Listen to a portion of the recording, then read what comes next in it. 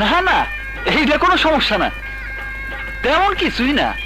Doctor কবিরাজ দেখাইতেছে, সেরে দেব। ডাক্তার কবিরাজ মানে কি সমস্যা জনাব, একটু খুইলা কন। বললাম না, তেমন কোনো সমস্যাই না, বাদ দেন। বলেন না জনাব, সম্বন্ধের ব্যাপার, খুঁটি নাটি না যাই না।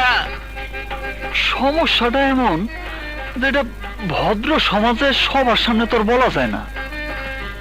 আপনারে দেখা ভালো লোক মনে হইতেছে, আপনি কোনো বিপদে পড়েন তা আমি চাই না, কিন্তু দয়া করে আর কাউরে কইেন না। এদিকে আসে। জি বলেন।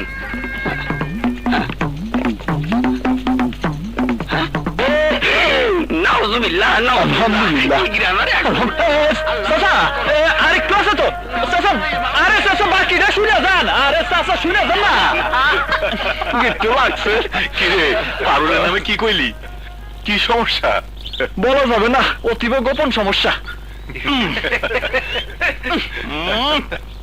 ঠান্ডা চা, সমস্যা নেই, ঠান্ডা চাই গেল। কই গেল?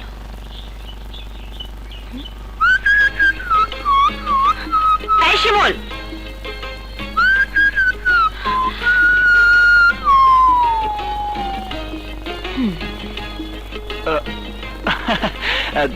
তোমার হাতে হঠাৎ লাঠি? তুমি ঘটকের কাছে আমার নামে কি বলেছো? কিছু না। কিছু না মানে? সত্যি করে বলো। ও, ঘটকের কাছে তোমাকে বাড়িতে তোমার বিয়ের প্রস্তাব নিয়ে যাইতেছিল শুনে যা মনে হয়েছে তাই বলে দিছি। আমি জানতে চাই তুমি কি বলেছো। আহা, আজ ঘটকের সাথে বাবার গঞ্জে দেখা হয়েছিল। ঘটক বাবাকে যা ইচ্ছে তাই বলে অপমান করেছে, বলেছে মেয়ের দোষ আছে। তুমি নাকি তাকে আমার কোন দোষের কথা বলেছো? বলো, কি দোষ আছে আমার, বলো।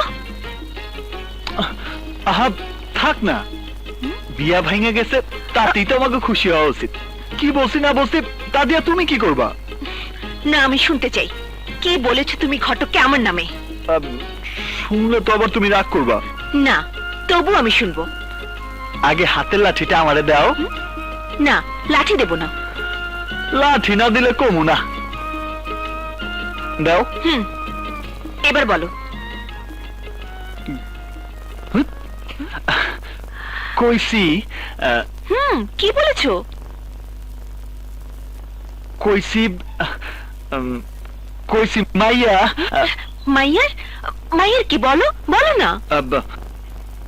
মাইয়া বিছানায় প্রস্রাব করে।